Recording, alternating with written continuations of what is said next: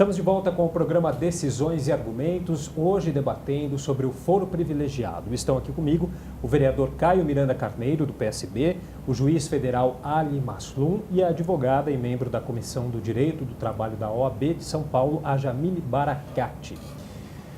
Bom, se a justificativa do foro, né, é a proteção do cargo que o parlamentar ocupa, qual que é a justificativa, qual a necessidade, aliás, de alguns membros das Forças Armadas, por exemplo, possuírem, né, também o foro? Na verdade, a justificativa da proteção do foro era justamente essa, né, que nós falamos, para afastar, de repente, o acesso à primeira instância, juízes de primeira instância não se sentirem pressionados, de repente, por poderes regionais, né? Mas isso não acontece, a gente vê que acontece em instâncias superiores também, essa questão. Bom.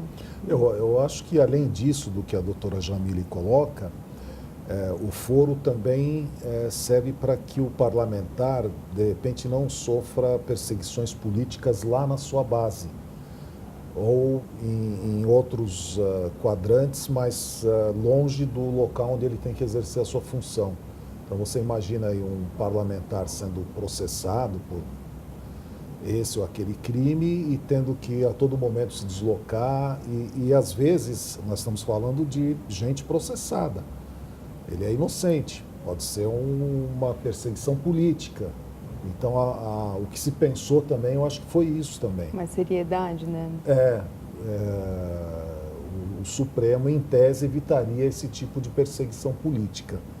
Nós sabemos que regionalmente a política é mais pegada, né? O nosso vereador Caio sabe bem disso, né?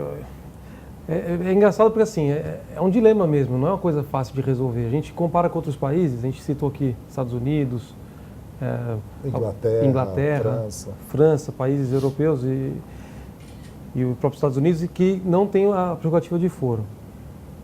Agora, aqui no Brasil, a gente sabe que a política regional ainda tem um poder muito forte. Então, imagina um deputado federal no Mato Grosso, o acesso que ele não tem a um juiz de primeiro grau ou a um promotor para tentar influenciar no inquérito.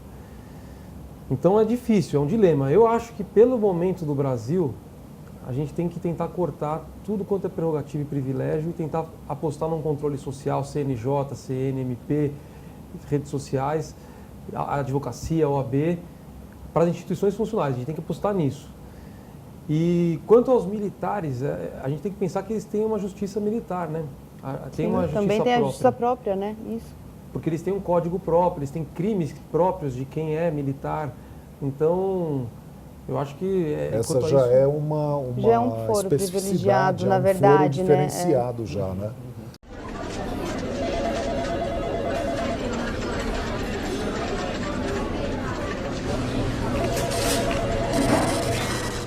Olha só, mais um dado aqui, dados da FGV Direito Rio, né? Entre 2011 e 2016, 68% dos casos de crime penal que seriam julgados pelo STF foram prescritos ou passados para instâncias inferiores, né? E em apenas 0,74% dos casos houve condenação. Quer dizer, as instâncias superiores, elas possuem condições de realmente lidar com todos os casos que cabem a elas julgar? A questão, eu até...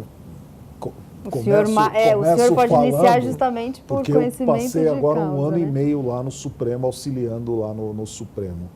A questão é a seguinte, eles teriam condições de tocar dentro de um padrão normal, de uma situação normal.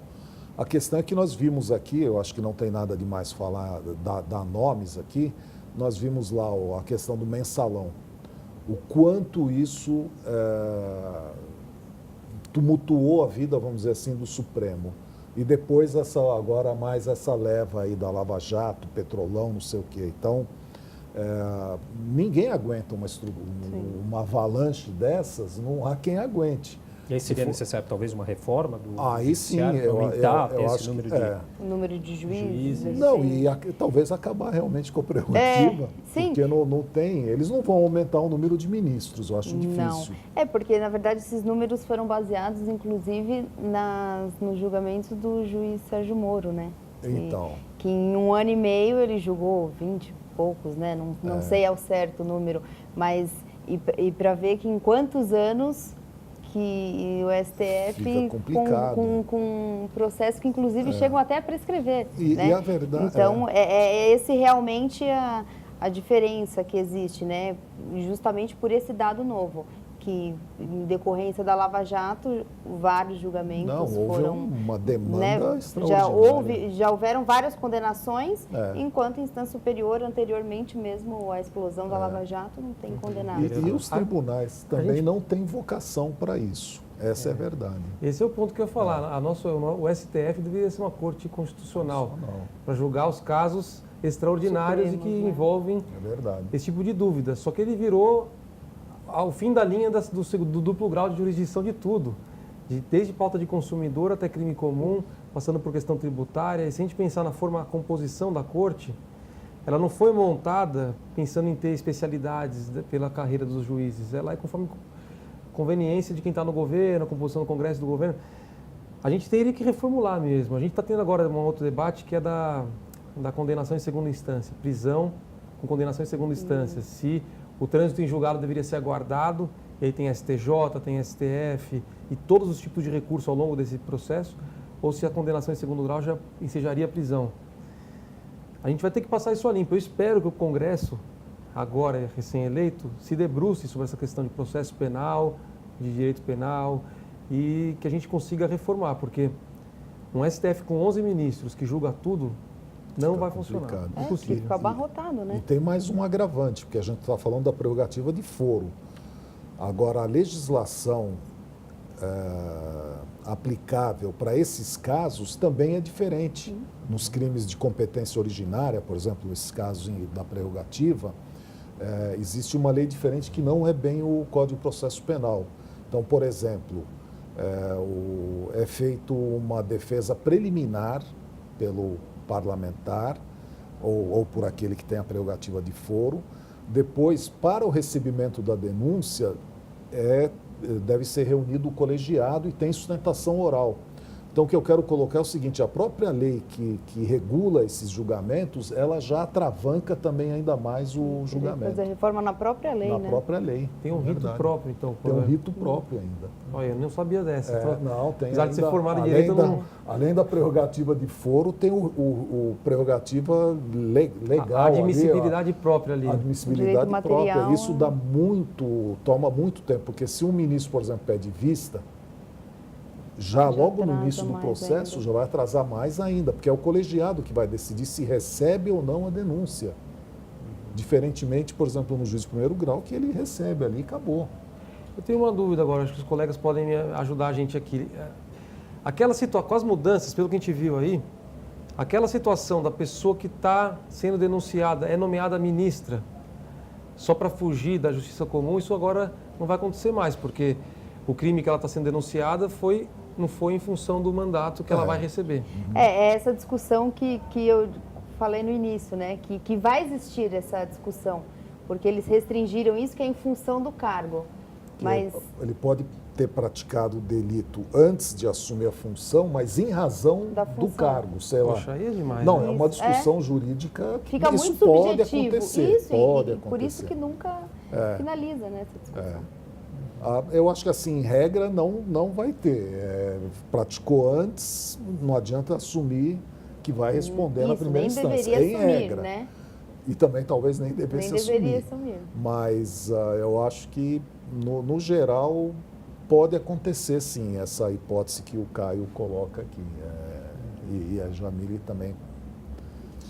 Olha só, bom, esse vai e vem também de instâncias, quando um parlamentar deixa ou assume um cargo, isso acaba, atrasa, né, o julgamento, né, e também aumenta o risco desses casos caducarem, né?